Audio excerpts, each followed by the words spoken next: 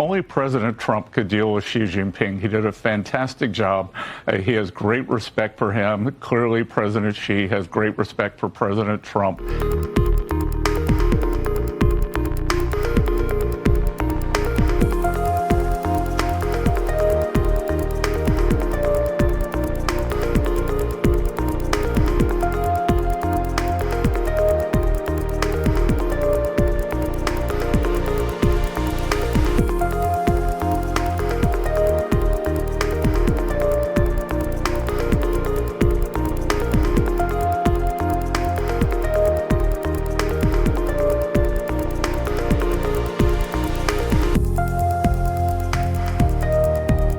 President Trump rolled into Asia, into China's backyard, and did trade deals and peace deals. So we were in Malaysia.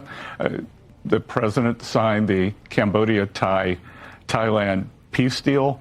We did trade deals with Malaysia, Vietnam. Then we moved on to Japan.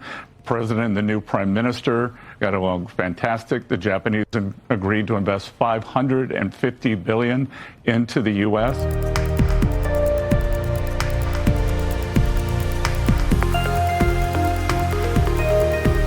Then we went and we had the meeting with the Chinese. And I can tell you that President Trump has gotten us into a very good place with the relationship. And it's based on his strength. The U.S. is back.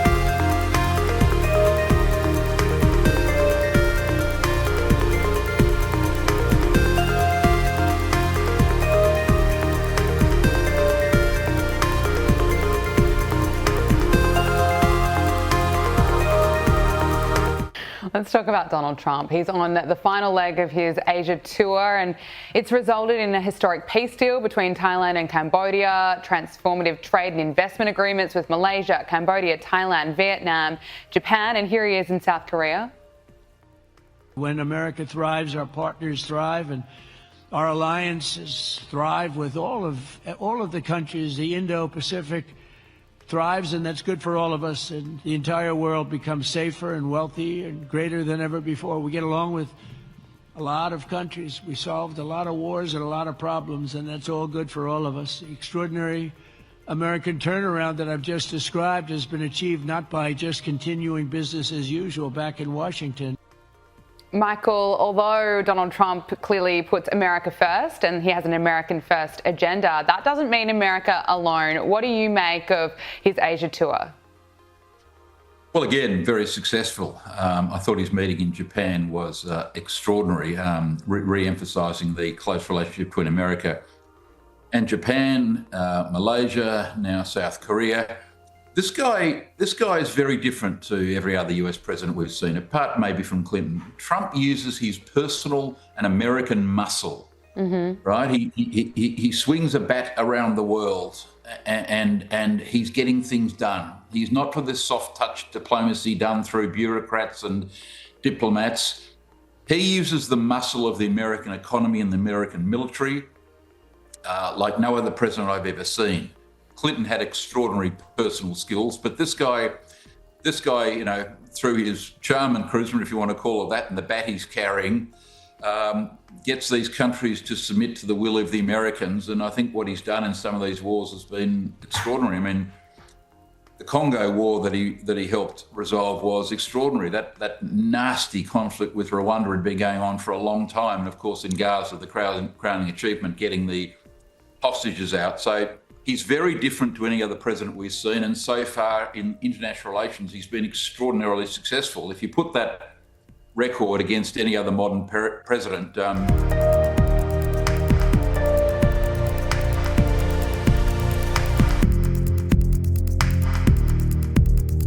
Well, the US government shutdown is entering its 33rd day, and it is starting to bite. Joining me now is former White House Chief of Staff Mick Mulvaney. Mick, where are you seeing it the most? Mostly at the airports right now. In fact, it's one of the few places you are seeing it. Keep in mind, Laura, that even though a government shutdown is a big deal, if you measure it by the dollars, not the number of people involved, but the dollars, only about 15% of the government is shut down. So the large entitlement payments are going out, Social Security, Medicare, Medicaid, et cetera.